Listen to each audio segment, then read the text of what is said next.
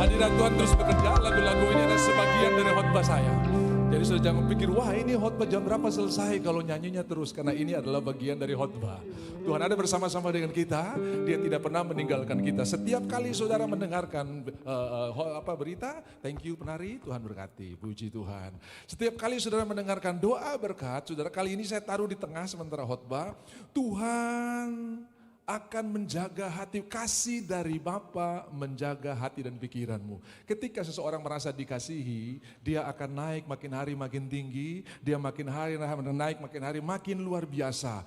Karunia-karunia akan Tuhan berikan, kemenangan-kemenangan akan Tuhan berikan. Lalu kemenangan-kemenangan itu akan dijaga dan dipertahankan dengan kasih karunia, kekuatan, hikmat, karakter, semua berkat-berkat Tuhan, semua DNA Tuhan ada pada kita. Enggak sombong, tetap rendah hati, karena berkat hikmat sudah dengarkan berulang-ulang Amsal pasal 3, berkat hikmat yang pertama adalah panjang umur, semua bilang panjang umur.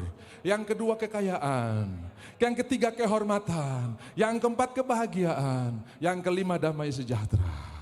Ini dicari oleh bangsa-bangsa, tapi Tuhan berikan buat orang-orang yang peroleh hikmat. Karena ketika engkau peroleh hikmat, engkau mendapatkan lebih daripada harta yang ada di dunia ini. Panjang umur tidak bisa dikerjakan oleh uang. Ketika Presiden Marcos yang pernah lari dari Filipina, saudara, dia bukan cuma lari baju di badan, tapi hampir semua kekayaan Filipina pun dibawa lari. Tapi waktu dia sekarat di rumah sakit, uangnya yang banyak tidak bisa menyambung napasnya.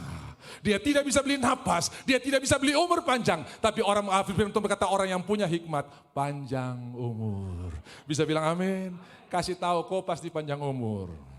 Setiap kali saya berdoa orang ulang tahun, umur berapa ibu? 75. Dengar ya, 76, 77, 78 Tuhan akan bikin kalau Tuhan belum datang, 79, 80 kalau Tuhan datang, 80, 81 kalau Tuhan datang, 90, 91 kalau Tuhan datang, kita akan bikin terus. Kenapa? Karena kau panjang umur. Jadi jangan ada yang bicara-bicara sembarang. Saya setua apa? Ya memang menurut Google kalau umur begini ya sebegini sudah dipuk keadaan. Kok kayak Barsilail? Karena Barsilail bilang saya seumur 80 mau makan enak-enak apa lagi. Tapi kita kayak Kaleb hari ini. Saya 85 tahun, 40 tahun waktu mengintai saya masih mantap. Mana sapu gunung? Dan dia ke skala ada raksasa-raksasa di gunung enak. Karena perkataan kita akan membentuk hidup kita yang berkemenangan. Apa yang engkau ucapkan akan kembali sebagai kemenangan. Satu waktu ada seorang bapak dan anak sementara hiking. Ya, lalu ketika mereka pulang mereka turun gunung. Tiba-tiba anaknya terpeleset lalu dia berseru, aduh! Lalu dari depan itu ada gema atau eho. Aduh. Bapak, siapa itu yang ikut-ikut saya bersuara? Itu namanya gema atau eho. Coba kau bilang, samantap. Saya hebat. Saya hebat. Jadi waktu saudara mengucapkan berkat, maka yang balik dalam hidup saudara adalah berkat. Waktu saudara ucapkan kemenangan, maka seperti gema, kemenangan yang akan balik dalam hidup kita. Tepuk tangan buat Tuhan kita yang luar biasa. Dengarkan, tiap hari kau siram bibit tomat di halamanmu. Tiap hari kau siram bibit tomat di halamanmu. Lambat atau cepat, yang tumbuh bukan cabai, tapi tomat pasti yang akan tumbuh. Tiap hari kau siram bibit cabai, lambat atau cepat, yang tumbuh bukan mangga, tapi cabai. Tiap hari kau lepaskan firman Tuhan, lambat atau cepat, firman Tuhan akan berbuah kemenangan. Anak-anak yang sering diucapkan berkat Tuhan, besar dia akan jadi penginjil hamba Tuhan, bahkan diajar untuk curi barang orang, dia bilang saya tidak mau. Kenapa? Saat tiap hari dibilang anak manis. Apa yang kita tabur, satu waktu akan berubah menjadi kemenangan. Jangan heran ketumpung anak tambah larang tambah bikin karena ton tabur yang salah. Kok anak terlaku sekali, ini papa penginjil, mama majelis baru, kok terlaku sekali. Ya berkat terlaku yang akan kembali sama seperti gema tadi. Samantap. Berkat yang kita ucapkan akan kembali sebagai berkat. Jadi jangan pernah berhenti mengucapkan berkat. Perusahaan saudara, toko saudara diberkati. Langganan-langganan tidak akan lari. Kalau ada yang pergi, Tuhan akan kirim langganan-langganan yang baru. Barang-barang ini tidak akan sempat kadaluarsa, sudah dibeli oleh pembeli. Haleluya, amin. orang telah datang. Saya berjalan bukan karena melihat, tapi karena percaya. Sebab iman tidak menyangkali fakta, tapi iman membangun di atas percaya, bukan di atas fakta. Pak, dokter bilang stadium 3 Bapak. Bagaimana ini? Oleh bilur-bilur Yesus engkau sudah disembuhkan. Saudara, domba-domba yang dibawa untuk dipersembahkan dalam perjanjian lama, mereka langsung langsung mati. Dan menurut beberapa pakar hewan, kalau binatang itu disembelih tanpa rasa takut, dagingnya enak. Makanya sudah tahu yang namanya Kobe steak, Wagyu yang di Jepang itu kenapa mahal, satu porsi itu bisa 2 juta ya. Saya bilang ini binatang apa nih sampai mahal kayak begini ini. Ini 2 juta babi setengah ekor di Jayapura ini saudara ya. Cuma satu potong steak. Rupanya ada rasa yang berbeda sekali. Nah saya saya pernah nonton di satu waktu di National Geographic, itu sapi di Jepang dipijit saudara ya. Pijit, boro-boro suami mau pijit istri, sapi yang dia pijit saudara ya. Kenapa dipijit? Karena kalau sapi ini bahagia, happy, depu daging enak, saudara. Kalau ada tempat kerimbat sapi, mungkin akan dibawa untuk kerimbat juga sapinya, saudara. Dan mereka kalau potong tuh berusaha, sapi itu tidak punya rasa takut. Kadang diputar musik, saudara ya. Bahkan di binatang-binatang itu kadang-kadang dikasih musik. Dia tidak tahu kalau dia mau dibawa ke tempat penyembelihan, saudara ya. Dia tidak tahu kalau dia mau di tempat penjagalan. Nah, rupanya sapi atau binatang yang akan disembelih dengan hati yang bahagia atau tenang, saudara-saudara, itu dagingnya enak sekali. Coba kau pulang, kau elus-elus kau babi-babi, tiba-tiba itu depu daging rasa deng, kau sama bunuh kau nih, sama bunuh kena. Orang Batak, orang Toraja, orang Manado tuh suka piara babi saudara ya. Orang Batak bilang begini, kami kalau bunuh babi kami tombak dia. Toraja bilang terlalu sadis kau, kami pakai badik saja. Manado bilang kau semua terlaku, ketong di sini putar lagu Natal, babi mati semua saudara ya. Jadi rupanya di Manado kalau lagu Natal naik, semua paguyuban babi berkata, inilah akhir dari hidup kita. Jadi saudara-saudara dikasih oleh Tuhan, apa yang kita ucapkan akan kembali dengan berkat-berkat yang luar biasa. Mulai hari ini, ucapkan berkat, ucapkan kemenangan. Ada tertulis, segala perkara dapat ku tanggung dalam Dia yang berikan kekuatan kepadaku. Masalah banyak sekali, Tuhan siapkan hidangan di hadapan kita. Bukan masalah selesai, baru ucapan syukur. Masih ada masalah, Tuhan siapkan ucapan syukur yang luar biasa. Karena minggu lalu, di lantai 11, sudah masih ingat ya. Ucapan syukur pertama, menarik kekuatan dari Tuhan untuk menghadapi persoalan. Ucapan syukur yang kedua, mengambil semua penyediaan yang sudah disiapkan oleh Tuhan. Ucapan syukur yang ketiga, menyerahkan seluruh tanggung jawab yang kita pikul kepada Tuhan yang bertanggung jawab. Ada berkat-berkat ucapan syukur yang luar biasa. Haleluya. Saudara-saudara, ucapan syukur membuat jiwa-jiwa dituai. Paulus dan Silas mengucap syukur, tidak bicara ketidakadilan. Kenapa kami harus mengalami ini? Ini tidak adil. Tidak, mereka nyanyikan pujian kepada Tuhan. Nada A kawan. Mereka mungkin nyanyi begini, semua orang di penjara dengar. How great is our God. Sing with me, how great is our God. And all we see, how great is our God.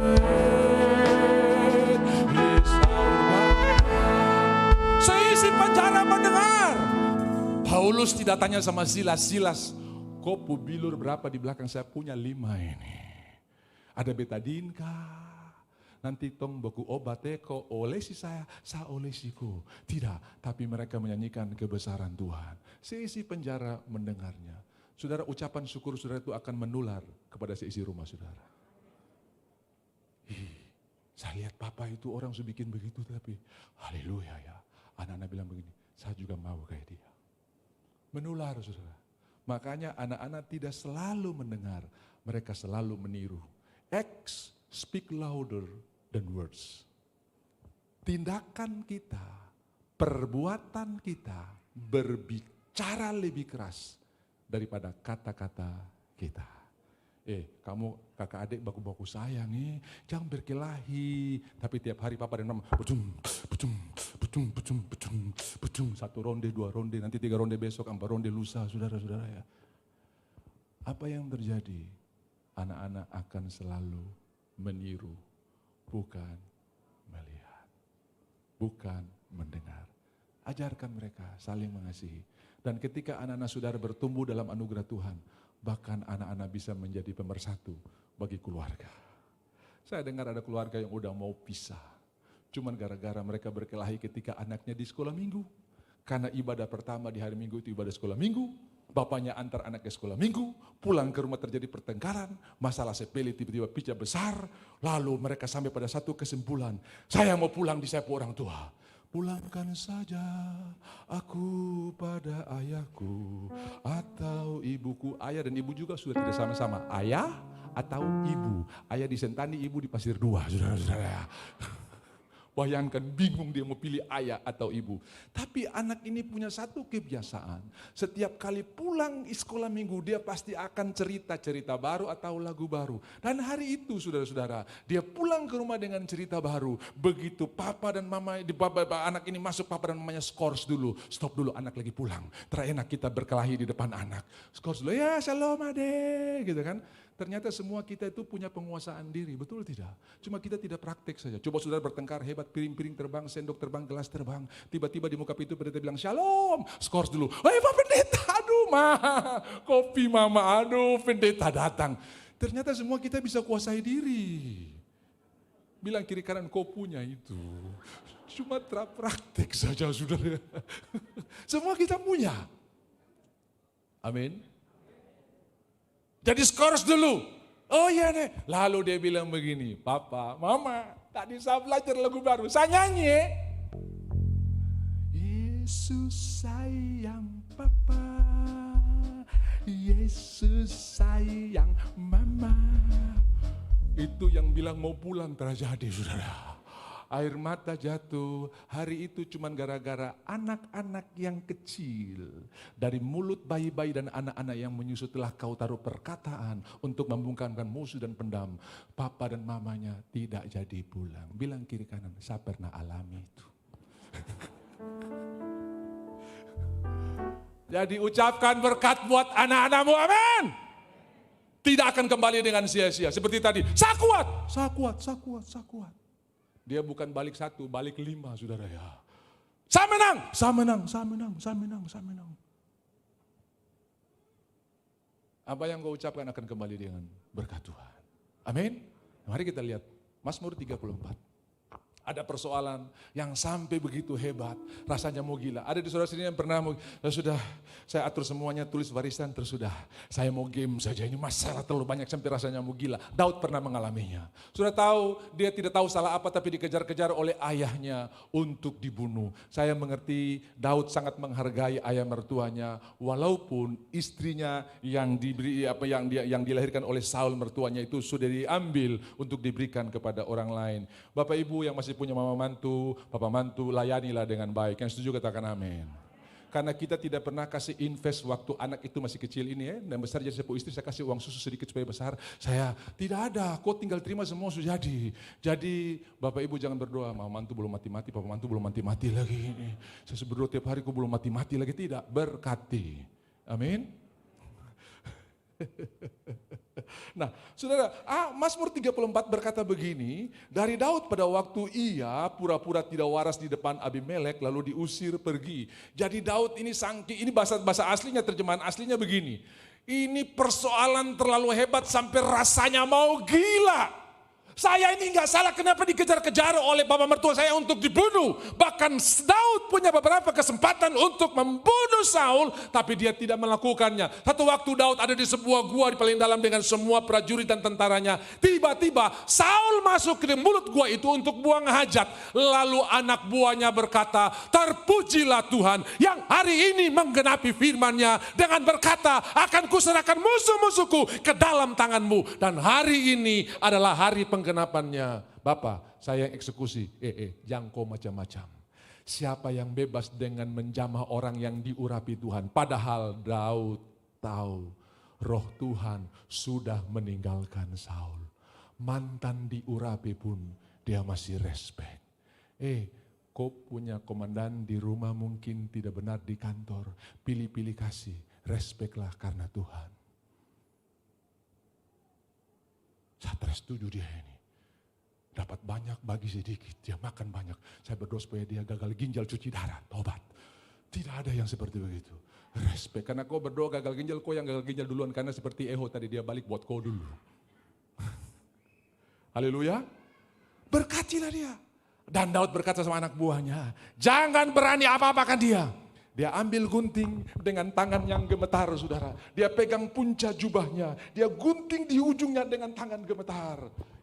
Saudara, begitu respeknya Daud kepada mertuanya yang kejar-kejar untuk bunuh dia. Haleluya.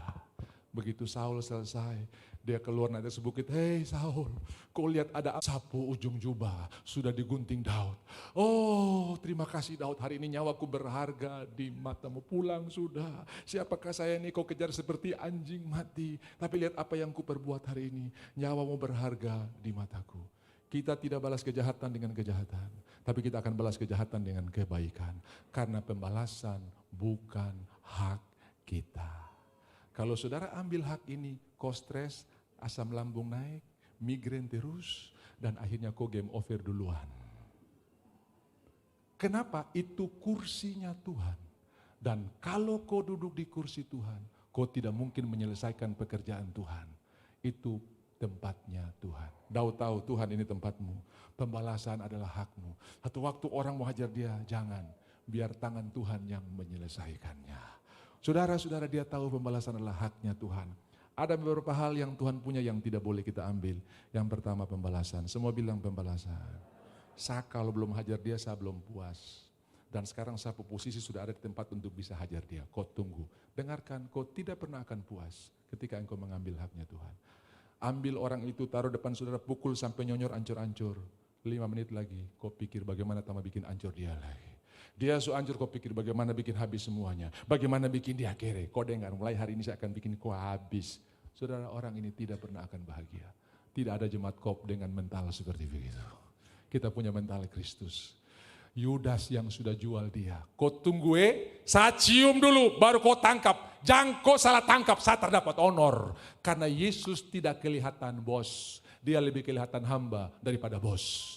Karena bisa saja dong tangkap Petrus. Karena yang pakai dasi Petrus, Yesus ikat pinggangnya dengan handuk. Lalu sementara ngepel, dia cuci kaki murid-murid. Dia lebih kelihatan hamba daripada bos.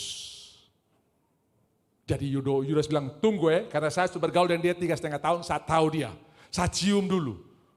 Waktu Yudas datang untuk mencium dan menjual Tuhan. Tuhan tidak bilang begini, memang dasar pengkhianat, kurang ajar. Tidak, dia bilang begini, hei teman, untuk itukah engkau datang? Saya tetap akan pergi ke kayu salib. Tapi kenapa mesti kau yang jual? Entah kau jual atau tidak jual, tetap saya akan pergi. Kenapa kau? Kalau ada orang berbuat dosa, kalau ada orang kurang ajar, tetap dia akan terima ganjaran dari Tuhan. Tapi bukan kita yang membuat dia menerimanya. Saya tidak punya saham untuk kejatuhan dia. Saya tanam saham untuk kebangkitannya dia. Dan satu waktu kalau dia dihukum, saya tidak punya saham di dalamnya. Dan satu waktu ketika dia bertobat, kau punya saham di dalamnya. Saya bilang amin. Kasih tahu di sebelah kanan, saya tahu sekarang ini. Saya tahu sekarang ini.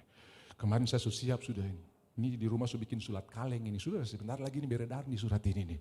Tapi hari ini saya tahu apa yang harus saya lakukan. Pembalasan adalah haknya Tuhan. Katakan amin. Kalau semua saudara berhasil, pekerjaan yang dipercayakan sukses, dan semua orang berkata hebat, kau luar biasa, proyeknya tepat waktu, semua pekerjaan tuntas, engkau layak menerima pujian. Dan jangan lupa, kembalikan segala pujian, hormat, kemuliaan hanya bagi Tuhan. Sehingga kita bisa berkata seperti begini. Segala pujian dan kemuliaan hanyalah bala untukmu. Segala pujian dan kemuliaan ku persembahkan di hadapan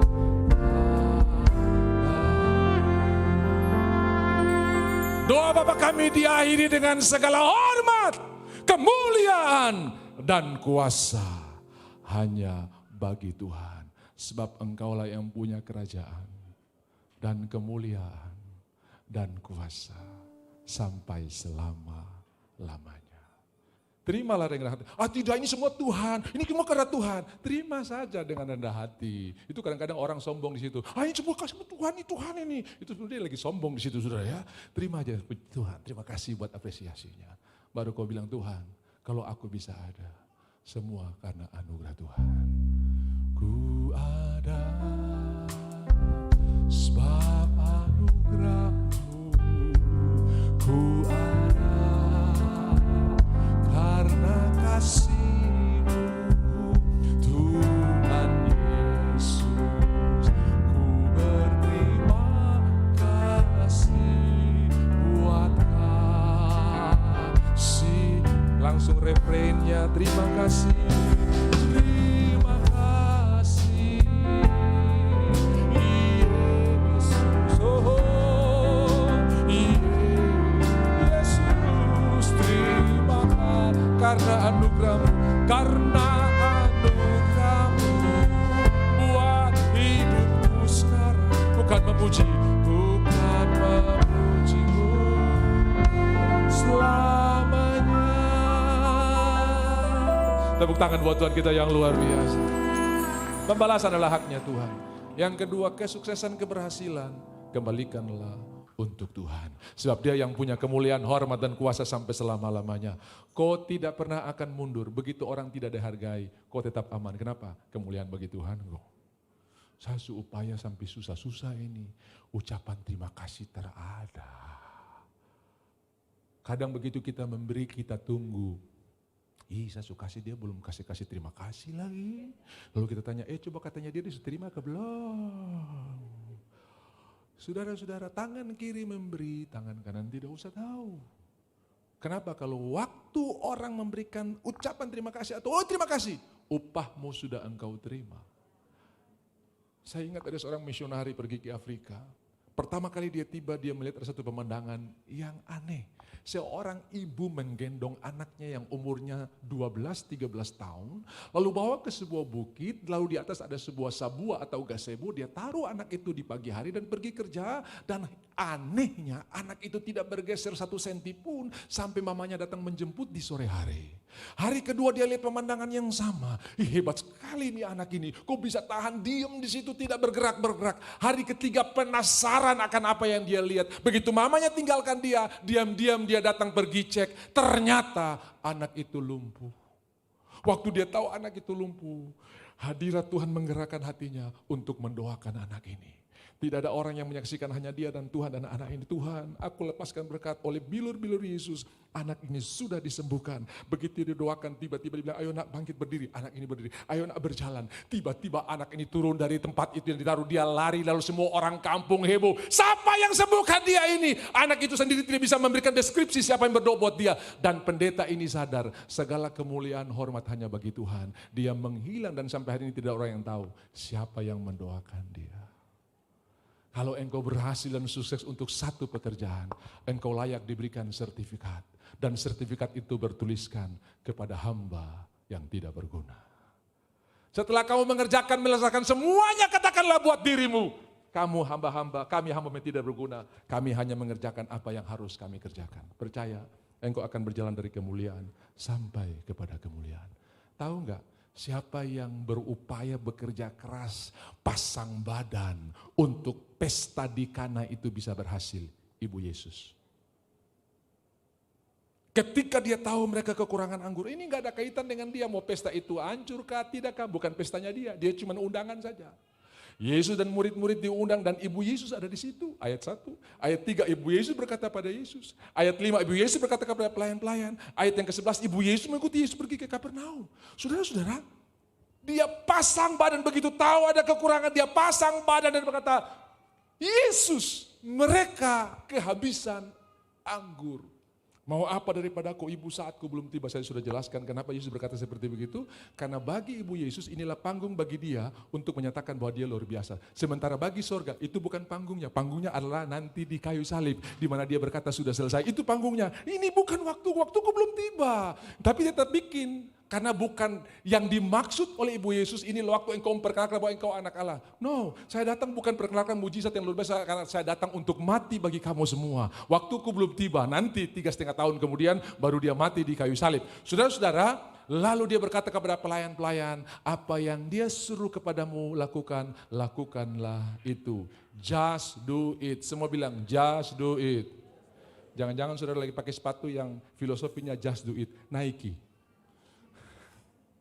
Ya, Nike itu just do it. Saya percaya dia terinspirasi dengan firman Tuhan ini. Just do it, lakukan saja, saudara ya. Saya bukan ada di balik promosi produk Nike, tidak saudara ya. Tapi dari dulu saya tahu loh kenapa nih Nike ini just do it saudara ya. Oh, Yohanes pasal 1, pasal 2 ayatnya yang ketiga saudara ya. Ya. Ayat yang kelima, lalu dia berkata kepada pelayan-pelayan itu, buatlah apa yang hari itu pesta selesai, sampai pemimpin pesta MC marah-marah sama yang punya pesta. Kok ini simpan yang enak belakangan, itu bupati sepulang, camat sepulang, gubernur sepulang baru yang enak keluar. Harusnya yang pertama duluan ini yang keluar ini. Biasa kan begitu kan? Pembantu-pembantu ingat, kalau camat belum datang, jangan ada yang sentuh meja. Tunggu nanti dia makan. Kalau dia kasih setulang, tulang yang kita makan. Kalau dia kasih seremah-remah, remah-remah yang kita makan. Dalam kesempatan yang ini sebagai sambutan dari keluarga, kami mengucapkan pertama-tama kepada Ibu Yesus yang sudah berupaya sehingga pesta ini boleh berhasil. Lalu hadirin tepuk tangan. Wah, ada cerita itu? Ada cerita seperti itu? No way. Tidak ada. Tapi apakah Ibu Yesus sudah peristiwa itu berkata, mulai hari ini saya mau tolong-tolong orang lagi. Tong su bantu setengah mati, ucapan terima kasih. Ada sih. Malah orang lain pun nama yang muncul. Terima kasih kepada keluarga ini, kita yang kerja besar-besar di belakang. Terhadap ucapan terima kasih. Dia tahu segala hormat, kemuliaan hanya bagi Tuhan. Apa akibatnya? Kemanapun Yesus pergi, dia tetap mengikut Yesus. Apa yang buat kita bisa mengiringi Yesus sampai ke langkah terakhir? Karena kita tahu mengembalikan segala kemuliaan hanya bagi Tuhan. Tapi kalau kau ambil itu di tengah jalan, kau mundur. Tapi kalau kau kembalikan itu buat Yesus. Rocky. I have decided to follow Jesus. I have decided to follow Jesus. I have decided to follow Jesus. No turning back. No turning back. Lagu ini ditulis ketika seorang percaya diperhadapkan kepada pilihan. Mau ikut Tuhan mati atau mau sangkal Yesus selamat. Kuburan sudah digali, senjata sudah siap. Hari ini kalau kau menyangkal Tuhan, kau selamat. Tapi kalau kau tetap ikut Tuhan, kau game. Lalu lagu ini pun lahir. Anak-anaknya berkata begini, Papa, saya tidak mau punya papa pengkhianat. Istrinya juga bilang, suamiku, aku tidak mau punya suami pengkhianat. Dan lagu ini pun ditulis. I have decided to follow. Biar saudara tahu sedikit rahasia di balik lagu ini. Lagu ini ditulis ketika orang dibuat pilihan. Mau ikut Yesus atau mau sangkal Yesus. Dan hari ini seluruh lagu ini memberkati banyak orang. Bagaimana supaya kita bisa mengiring Tuhan? Segala kemuliaan hanya bagi Tuhan. Yang ketiga, saya percaya saudara diberkati luar biasa, karena salah satu berkat daripada hikmat adalah kekayaan. Tapi ada kekayaan tidak disertai dengan kehormatan. Ishak orang kaya dan terhormat. Karena dia tidak menjadikan kekayaan sebagai benteng, tapi Tuhan sebagai benteng. Waktu Abimelek usir dia, pergi, siap. Kerendahan hati adalah berkat yang luar biasa di balik semua ketenaran dan kekayaan yang kita punya. Dia bisa bilang begini, kau tertahu siapa saya? Besok tong sewa, pembunuh bayaran, hajar dia saja. Uang banyak, gampang. Tapi dia tidak menjadikan uang sebagai andalannya. Diberkatilah orang yang mengandalkan Tuhan dan menaruh harap kepada Tuhan. Terkutuklah orang yang mengandalkan manusia dan kekuatannya. Pilihlah berkat hari ini dengan mengandalkan Tuhan. Yang ketiga, lalu menaburlah Ishak dan ia menuai 100 kali lipat. Tuhan sudah siapkan lahan. Tuhan sudah ambil traktor dan traktor lahan kita. Dan yang terakhir Tuhan siapkan benih. Dan dari benih itu kita diberikan kesempatan. Mau nabur atau mau nyimpan benihnya. Mau nabur atau mau nyimpan. Saudara, waktu engkau menabur, engkau pasti menuai. 2 Korintus 9 mencatatnya. Ingat dan camkan ini baik-baik. Orang yang menabur banyak akan menuai banyak. Selamat, selamat. Surga, surga. Tapi engkau tidak menikmati kelimpahan di muka bumi ini karena engkau tidak menabur. Ingat saudara-saudara, yang ketiga. Bawalah ke rumahku, ke perbadahan rumahku, segala persembahan persepuluhan. Waktu saudara terima perjamuan kudus, saudara menyatakan Tuhan hidup di dalam saudara. Waktu saudara memberikan persepuluhan, ucapan terima kasih bahwa engkau benar-benar hidup dan ada di dalam bisnisku. Apa yang terjadi? 90% yang ada di dalam dompetmu dikuduskan Tuhan. Kalau buah sulung kudus, seluruh adonan ikut kudus. Tadi pagi saya cerita ada konferensi iblis di ibu kota, saudara ya. Lalu di hari pembukaan, di stadion yang besar, pemimpin daripada iblis duduk di tribun kehormatan. Tibalah saat pawai pengenalan kontingen, ya.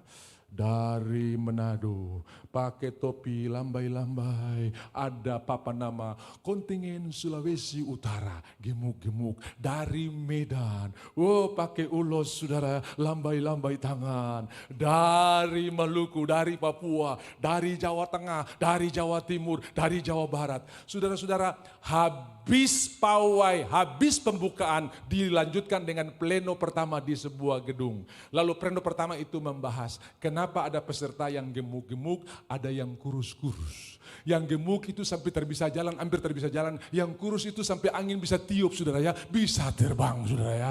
Lalu dia tanya, pemimpin sedang bertanya, coba tolong cerita dulu, kenapa ada kontingen yang berbeda sekali. Yang satu gemuk, yang lain kurus-kurus. Dia bilang begini, kami yang gemuk mau bicara lebih dulu. Silakan, kami hidup di daerah Kristen, tapi orang Kristen di sana tidak takut Tuhan. Maksudnya apa?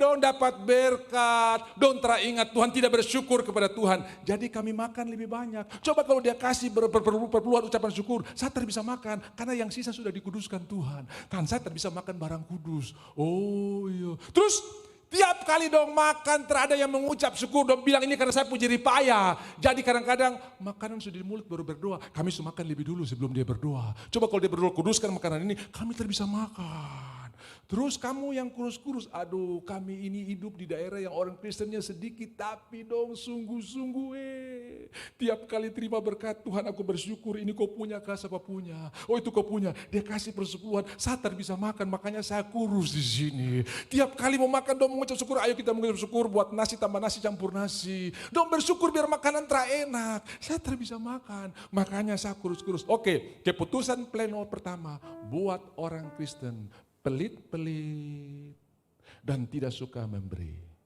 Saya ingat satu waktu di Manado, ada alo deng utu doa puasa. Dari doa semalaman hari Jumat sampai hari Sabtu doa puasa. Di puncak-puncak doa puasa sebelum tutup, tiba-tiba iblis masuk. Waduh, alo, iblis datang. Ambil gitar, iblis tambah dekat saudara ya. Dalam nama Yesus, iblis tambah dekat. Dia sudah bingung, dia lihat ada salib dia di mimbar, dia ambil salib gini. Iblisnya bilang, banyak nonton film vampir ya. Iblis tambah maju, dia sudah bingung setengah mati. Akhirnya dia lihat ada kantong kolekte. Begitu dia pegang kantong kolekte, iblisnya lari terbirit-birit. Ternyata yang datang iblis pelit saudara ya. Begitu lihat kantong kolekte, lari semua. Saudara, yang menabur banyak akan menuai. Lihat dulu 2 Korintus pasal 9, saya akan berhenti di sini. Saudara, Tuhan mengasihi saudara. Karena kenapa saya tahu ini? Saya kasih ini karena Tuhan tidak mau kita hidup dalam kemiskinan. Saudara akan diberkati. Ingat, nubuatan 6 bulan kedua nih kan, kita bukan berperang tapi kita akan menjarah. Ada banyak kemenangan-kemenangan yang sudah Tuhan menangkan dan kita tinggal menjarah. Tinggal Bapak, saya mau menjara bagaimana ini? Saya tertahu caranya. Kau tertahu cara, tapi Tuhan yang akan kasih cara buat kau. Mengucap syukurlah. 2 Korintus pasal 9 dikatakan begini dalam ayatnya yang ke-6. Memberi dengan sukacita, membawa berkat. Camkanlah ini. Orang-orang yang menabur sedikit akan menuai sedikit juga. Dan orang yang menabur banyak akan menuai banyak juga. Hendaklah masing-masing memberi menurut kerelaan hatinya. Jangan dengan sedih hati atau karena paksaan. Sebab Allah mengasihi orang yang memberi dengan sukacita.